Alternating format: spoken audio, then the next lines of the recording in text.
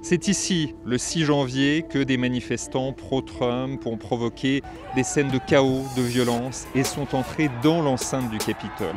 Des militants à la tribune du Congrès, dans les couloirs du bâtiment, dans les bureaux des élus. Ces images resteront à jamais associées au crépuscule des années Trump. Alors comment en est-on arrivé là ?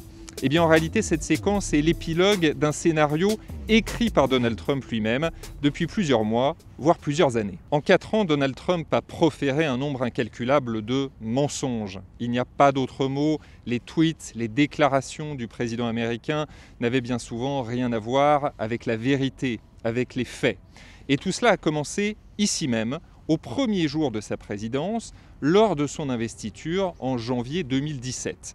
Donald Trump a alors prétendu qu'il n'y avait jamais eu autant de monde pour assister à la prestation de serment d'un président américain. C'était totalement faux. Barack Obama, par exemple, avait attiré beaucoup plus de monde, des foules beaucoup plus compactes que 8 ans plus tard, lors de son investiture en janvier 2009.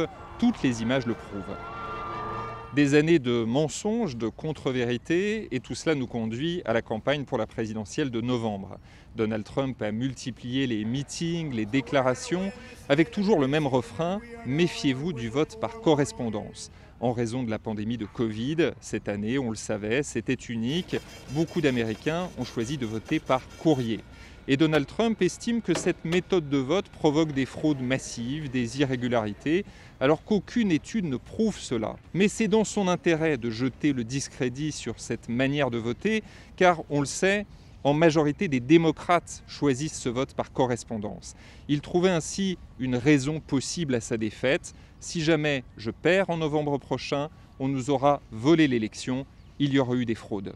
If you count the legal votes, I easily win. If you count the illegal votes, they can try to steal the election from us. Et c'est exactement ce qui s'est passé le 3 novembre. Lors de l'élection présidentielle, Donald Trump a d'abord été donné en tête dans de nombreux États, en Géorgie, en Pennsylvanie, dans le Wisconsin, avant que les votes par correspondance ne fassent basculer l'élection en faveur de Joe Biden. Donald Trump avait tout prévu, il a pu dénoncer des fraudes massives. Évidemment, il n'a pas reconnu sa défaite et il a refusé d'admettre la victoire de Joe Biden. C'est ce qu'il fait depuis novembre dernier.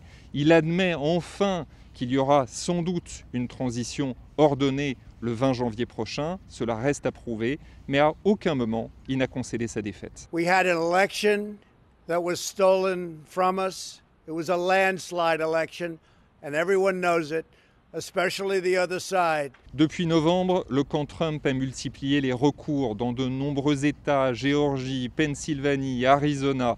Aucune de ces actions en justice n'a abouti, aucun juge ne les a prises en considération.